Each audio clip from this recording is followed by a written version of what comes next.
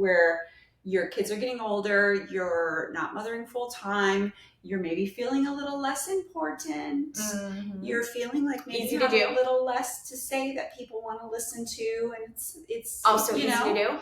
Easy to do. So I think some of us might compensate by trying to just talk more and trying to say more.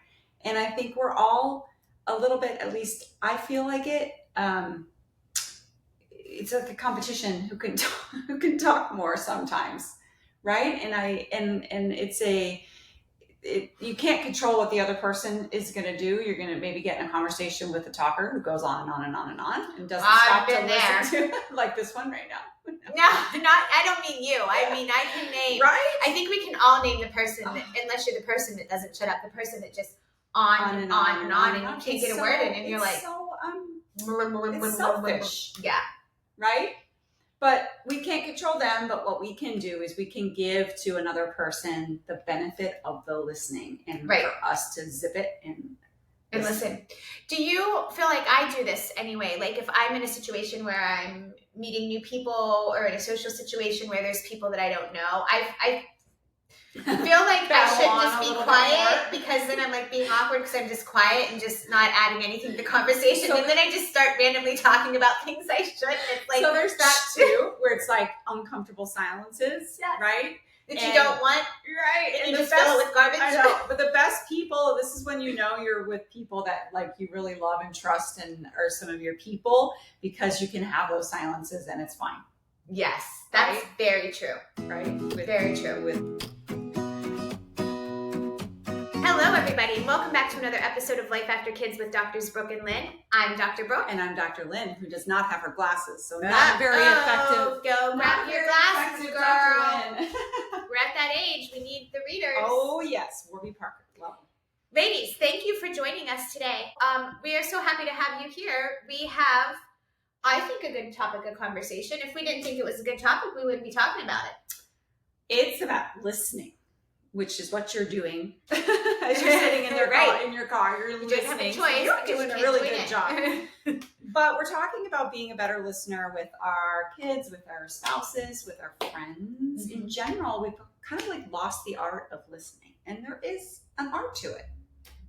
I agree. And when you brought this up as a topic for us to take on, it is a really good topic, because it feels like on the surface it could, I think, come across as like a really simple thing. But if we really start to unpack this, I think it's going to be really meaningful, because it's a simple thing we can do that can be very impactful. Yes. I think. Yeah, because I think at the crux of when our relationships break down, it comes down to communication. Right. And I think the number one problem with communication is we don't listen to each other. Right.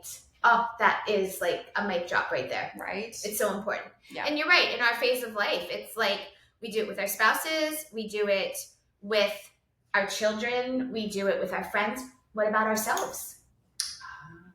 Yeah. Mm-hmm. Yeah, we don't listen to ourselves enough. Yeah. Oh, we need to just maybe take a moment to zip it and listen. I love that. Go inward and just see what it's trying to, see what your body and your mind are trying to tell you. Yes. I love that. And I think as we get older and, maybe so put yourself in this scenario. I know I've kind of felt it a little bit, where your kids are getting older, you're not mothering full time, you're maybe feeling a little less important. Mm-hmm. You're feeling like maybe you have a little less to say that people want to listen to, and it's also easy to do. Easy to do. So I think some of us might compensate by trying to just talk more and trying to say more. And I think we're all a little bit, at least I feel like it. It's like a competition who can talk more sometimes. Right. And you can't control what the other person is going to do. You're going to maybe get in a conversation with a talker who goes on and on and on and on and doesn't stop to listen to like this one right now. No, I don't mean you. I mean, I can name. Right? I think we can all name the person, unless you're the person that doesn't shut up, the person that just on and on and you can't get a word in, and you're like, it's selfish. Yeah. Right? But we can't control them, but what we can do is we can give to another person the benefit of the listening, and for us to zip it and And listen. Do you feel like I do this anyway? Like if I'm in a situation where I'm meeting new people or in a social situation where there's people that I don't know, I feel like I should just be quiet because then I'm like being awkward because I'm just quiet and just not adding anything to the conversation. So, and then I just start randomly talking about things I shouldn't. It's like, so there's that too, where it's like uncomfortable silences, right? That you don't want, right? And you just fill it with garbage. I know, but the best people, this is when you know you're with people that like you really love and trust and are some of your people, because you can have those silences and it's fine. Yes, that's right? Very true. Right? Very true. With your favorite people. So, but to your point with meeting new people, that's like, yeah, you get a little anxious and you're like, you just, yeah. And then sometimes you're telling them way too much. And yes. And even in the moment, there have been occasions I've been like, why did I even say that? I was like, they didn't need to know that. Or like, what? And you can see the look on their face sometimes like, that was weird. It's so awkward.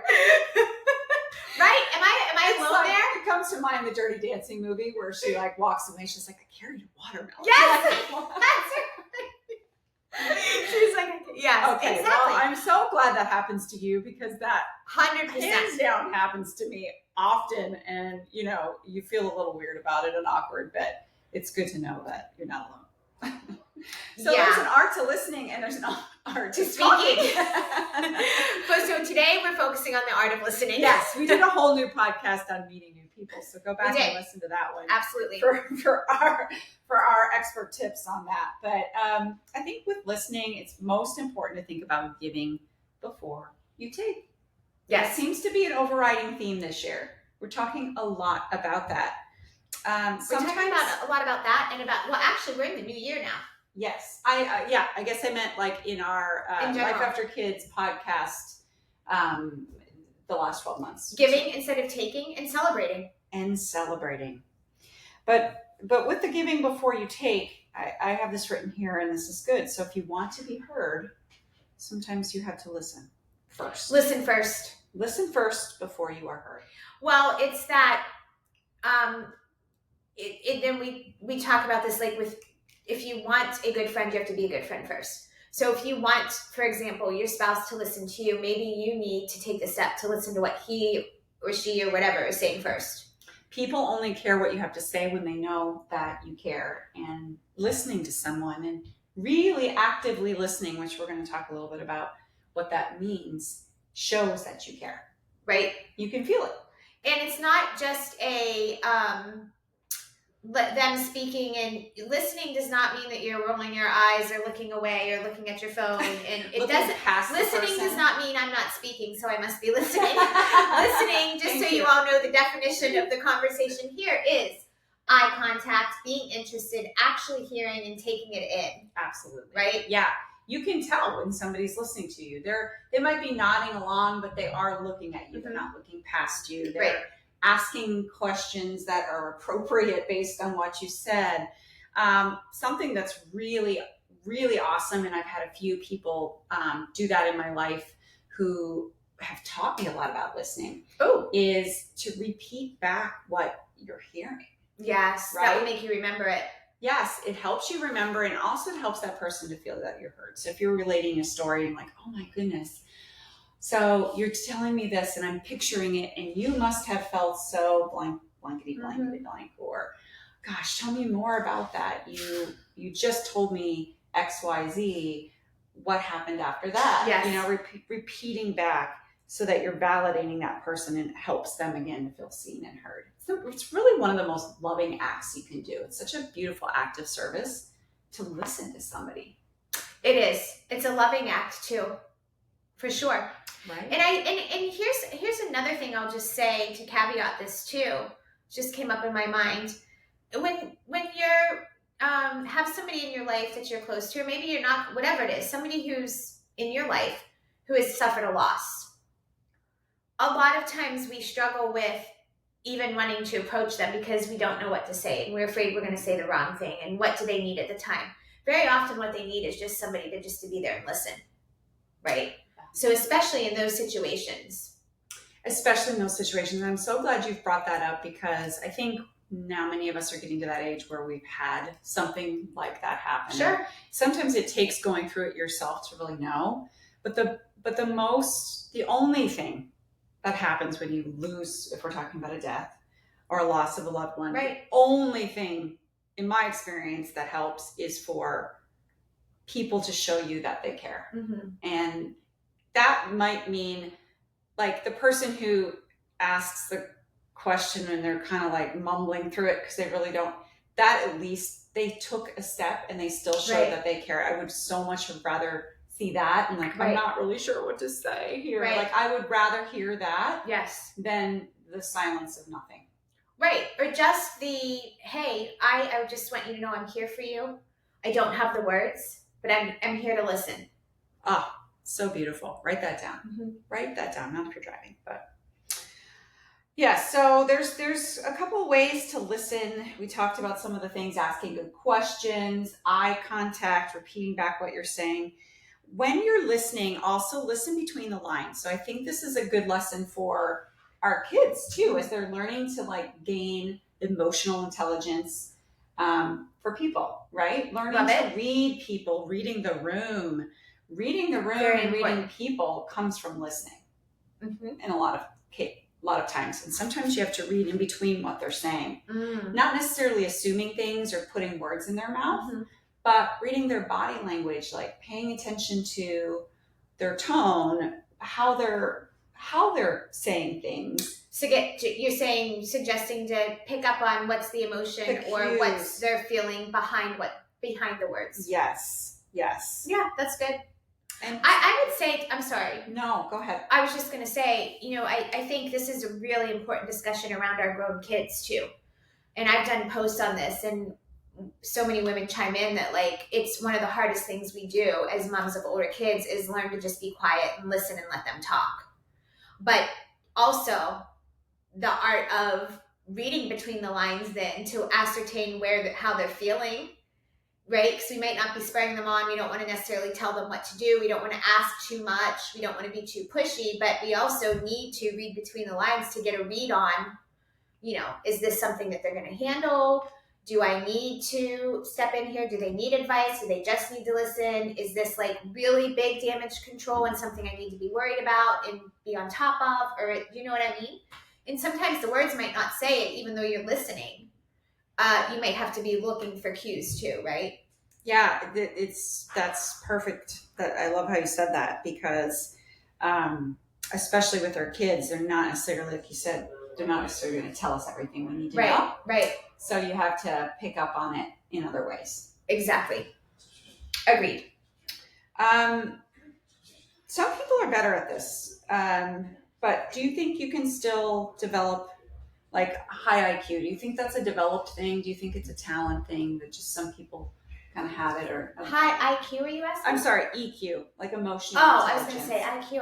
Oh, emotional. I think that's something that can definitely be. I don't know what the science behind it is or if there's research behind it, but I would say that you can definitely develop emotional intelligence. Yeah, and at the same time, I think there's some people that are naturally good at it, right? Like naturally. I do think we all know that some of these, strengths that we talk about, the Clifton Strength Finders. Some people are naturally, depending on their strengths, better communicators, better listeners, better at empathy, right? Better at creating harmony, whatever that is. Or you might be a remarkable relator. If you're taking the purpose quiz, you're probably going to be better at connecting and listening too, I would imagine.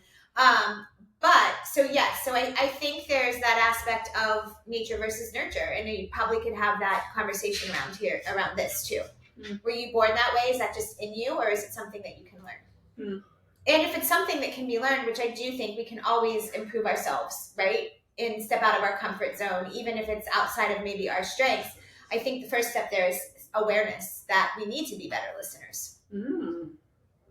I love that. Yeah. So let's talk about the people. Let's go back to how we started this and talking about the people that maybe need to be better listeners. Yes.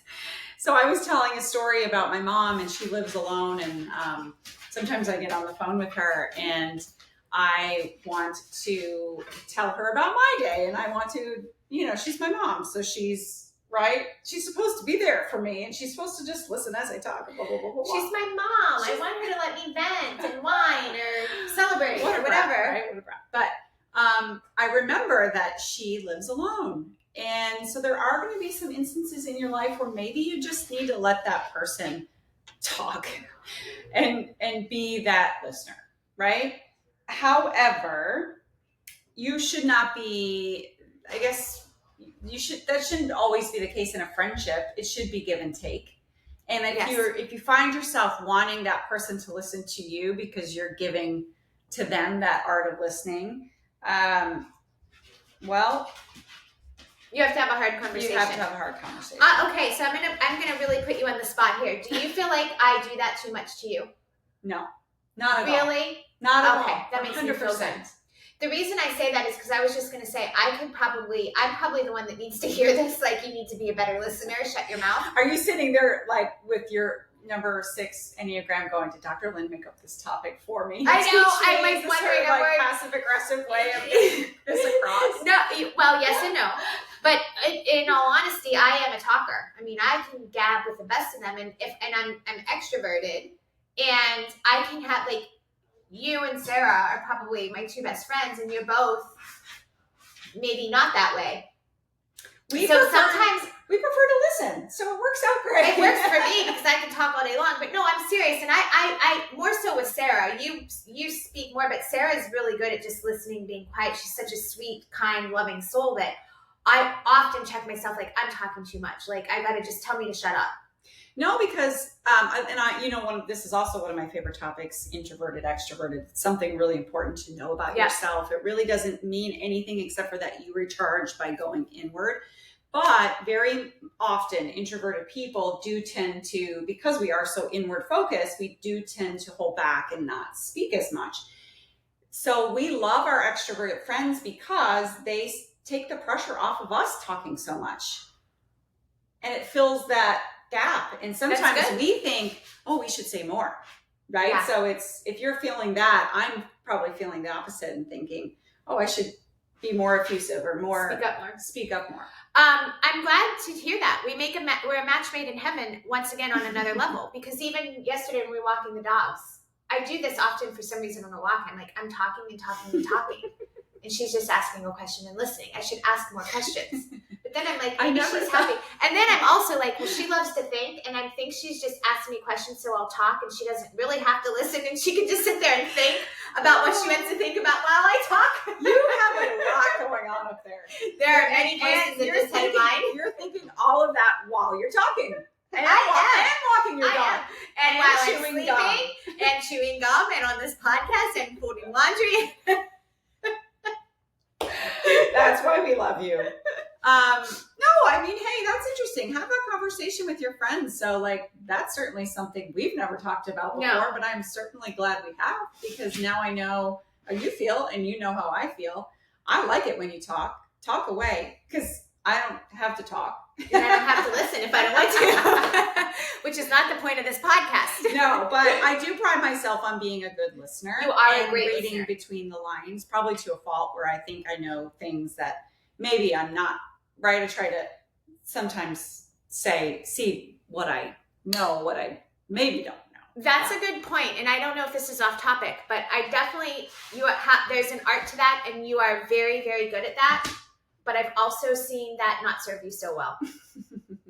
Because just out of love as a friend, and I think you know this, that you've read between the lines too much and created a story in your head and got all stressed out of something that wasn't even happening. Or just taking it to a deeper place than it needs to go. That it needed to go. All the time. Mm-hmm. All the time. Yeah. Yeah. So I think that we can all do that. But you're an analyzer. I mean, you're in your thoughts in a different way. I don't know. I just know that I've been like, you just need to stop it there. Stop evaluating that or reading between the lines. Yeah. Do you remember Nancy Drew books? Did you ever read those? Yes. Oh, I love Nancy Drew. If I had a t-shirt, it'd be like with the magnifying glass, just like, that would be you. Pull back. Just don't go there. Actually, I'm glad this came up with us about me thinking maybe I talk too much, or you and I are a good match, but it might be a good conversation to have. And I would assume that in reference to us, we're close enough that if you felt like you weren't being heard because I was always talking, I would hope you would come to me and say that. But sometimes people don't have that command of themselves to speak up for Yeah. themselves. So if you are the talker, check in with your quieter friends and make sure that they're not just waiting to get a word in edgewise. Yes, which is, I guess, what you think you're doing. No, it is a tricky thing, and we should. And by the way, if you are a talker, and that's just natural to you, if you have a high talent of woo or communication, these are some of the strengths that, if you know what your strengths are, that you can talk, and sometimes you can talk a lot or too much. So just check yourself and check in with your friends. And it's always good to get constructive feedback. So good. And that's where you need to learn to channel it another way. So if you're a communicator, you should be writing, you should be speaking publicly, you should be podcasting, you should be journaling, So if you're not doing those things very often, what you'll do is you'll be unloading and dumping on your spouse or your, if it's too much. So we tend to just go in these, if we're too much in an area, very often it's just misdirected, and we need to learn healthier ways to channel. Yeah, that's so good. But being a good listener, so I think there's 2 parts to that. I think because number one, we want to, as you said, we just want to assume things without listening first. Or we want to just go to being angry without first, especially if we do this, I think, with our spouses or partners. We just want to go to being angry or assuming what they're thinking or why they're acting the way they are without giving them a chance to speak and us really listening.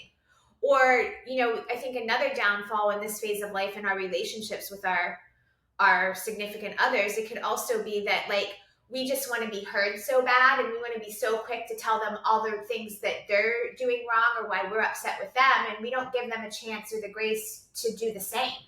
Or to your point, I think you said this earlier, if we would allow them, if we would go to them and say, hey, what's on your mind? Or why are you acting in this way? Or, is there something I'm doing that's bothering you? Like, give me some feedback. That would open the door for them to extend you the same grace. And we don't do that enough. That's one. We just want to assume that either we're right or we want to make up a story in our head that's not real. We can do that with our kids too, I think. But then second, I think that it's the technology and the phones. And that's a different side of this conversation, but it still applies. Yeah, because our attention spans are lower. And also, like, if you're I'm guilty of this too, but if you're having a conversation with a friend, or you're speaking with your husband, or you're talking to your kid, dang it, put your phone down. Don't pick your phone up. Be a better listener. We've all had that happen, and we've all been on the side where we've done that to a friend. And oh man, it's probably the rudest thing you can do. I've done it, and you're just there, because sometimes it's a work thing, or it's so automatic now, and you just pick up your phone and somebody's talking to you. But if you could step back and like watch that situation and see how rude that is, it's not good. You probably would think twice. I don't even like doing it, and I've done it, so I'm not trying to like point the finger at anyone else. But it even hurts my heart a little bit and this might sound silly, but it's real. Like for me anyway, like if I'm in the checkout line somewhere and someone's checking me out, or like, there's an opportunity to connect there, and I'm on my phone and ignoring everything that's going on around me.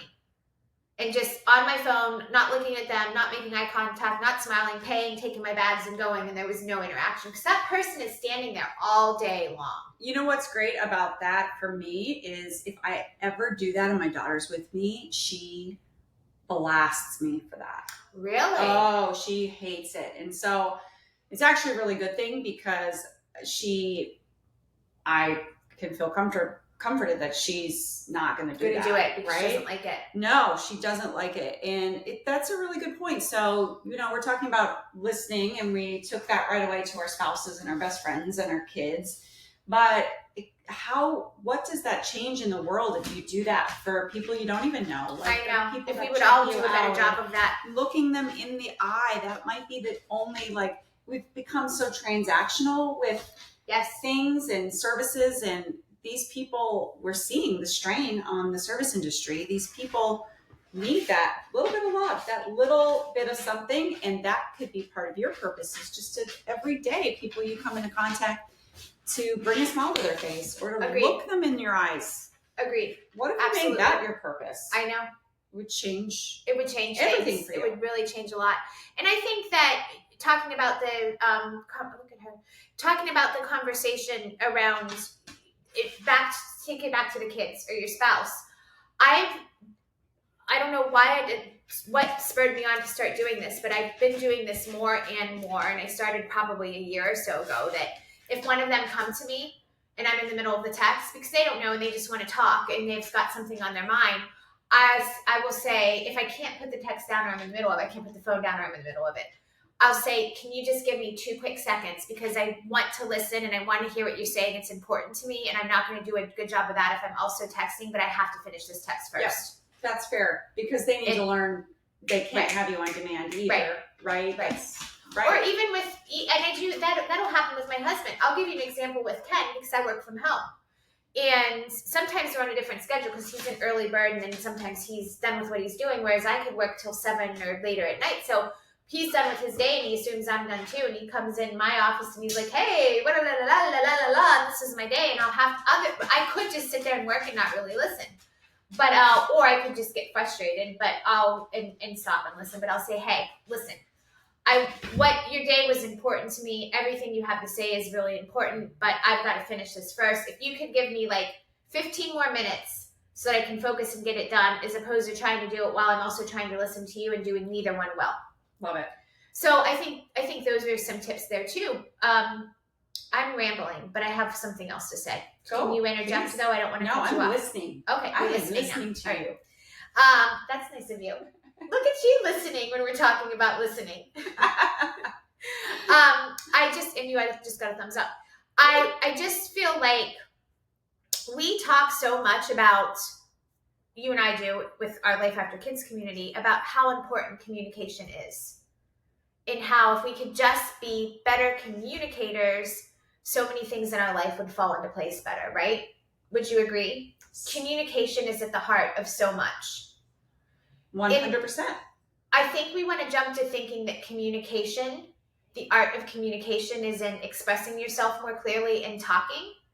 But I think there's something to be said for a big piece that could be missing in communication and doing it better is listening. No, that's like a total mic drop right there. Because if you are only communicating how you feel, you're not hearing me, right? Can you hear yourself saying that? Go ahead, finish what you're saying. If you're only communicating how you feel, and this might sound a little harsh, but I'm going to say it anyway. If you're communicating what you think and what you feel and how you think things should be or where you're wronged or whatever it is, and you're not listening to what the other person has to say, you're being selfish. I love it. And it has to be that. Good for you, Dr. It has to be a two-way conversation. And thank you, and you're welcome. But that rings true. That's a hard pill for some of us with our spouses. It's probably super hard with our kids because we're used to being the parent. We're used to having them, younger and just listening, like them listening to us. But we really do have to get the art of letting them express themselves. And once again, zipping it and listening. I really believe that's one of the biggest gifts we can give our older kids.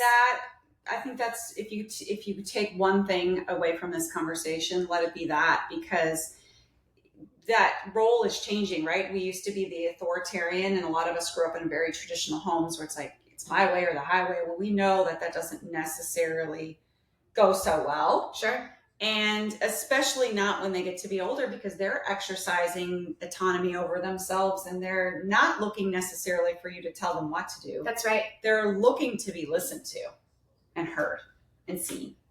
Exactly.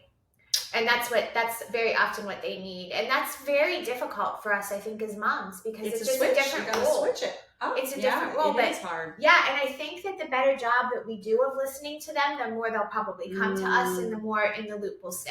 Love it. And listen and ask questions. Yes. So good. Instead of offering or volunteering, inserting advice right away. Absolutely, especially with your kids. And I've had moments with my kids where they're getting older, so it's becoming easier. But when like high school years and early college, I want them to come with me to things. When you want to have an open relationship, you want to listen. But there have been moments where I've had to make sure that my mouth is not on the floor because of what I'm hearing and that I don't interject. Why would you, you know what I mean? because there are things they're going to do that are just plain stupid or probably, we've all been there, but that's part of listening too is, right? Listening and not jumping so quick. And not judging and especially with our kids. Difficult. It can be very difficult. Good conversation. You're telling me to wrap it up. You're done listening. I am done actively listening. You're done so you're going to be passive, so if I keep talking, you're just going to sit there and smile and not really hear a word that I say? Possibly. Can we, honestly though, just real quick, let's just touch on one more piece of this, because we mentioned it at the start. Listening to ourselves. How, do you have any tips for that? I'm asking you because you're much better at this than me. I'm not very good with intuition and listening to myself, and if I do listen, it's usually the wrong answer. I'm thinking about that because I love that you took us to that place. I did not think of that, and it's really important to emphasize. Sorry, I'm making you think on your feet. Yeah, I don't think there's any like right or wrong to that. I think that and I don't know that there's a process. I think it's just a case of taking regular time to check in and go to the place where you do that easiest. So for you, if it's in nature, get out and take a walk. If it's on your back porch, you have a special chair, and it's sometimes it's creating a space in your home or like an activity that you like to do, like hiking or whatever, to where you seek that place or thing regularly so that you can get to that place where you can download what's going on. I love that. Yeah. That was sort of what was coming to mind for me. The best that I do is when especially because I'm an Enneagram 6, so I have all the voices, can just be quiet with myself and really lean in and listen. Yeah. And get connected with how I'm feeling. And we probably don't take enough time to do that either because we're just so busy. We're running this rat race. You've also got to interact. You can't just be checked out all the time, checking in. You got to get out in life and, play the game of life and interact with your kids and interact with your husband and live your life. But take a few moments, maybe every day, and download it maybe at the end of the day. So we've both had practices that we've done on and off throughout the day to check in. What were my successes today? What were some of my, learns, I guess, instead of struggles. Right. And that can be clues to where you need to be listening a little bit more. And if you are a communicator, you can also, you might not be comfortable with, you're not someone that's comfortable with just being quiet and still and listening. A good way to get in touch with yourself and to listen better is journaling. Yes. So that might be beneficial to you as well. Yeah. Anyway, that was just some parting thoughts that came to mind. Are you good? I'm sure you're good. I think you were good about 10 minutes ago. Ladies, thank you so much for joining us today. Thank you for listening to the podcast. Let's all make an art of connecting more, communicating better, and let part of those communications be listening. Thank you for joining us. Make sure you are following us on Instagram, Facebook, TikTok. The website is www.lifeafterkids.com. If you prefer to watch instead of listen, go to our YouTube channel.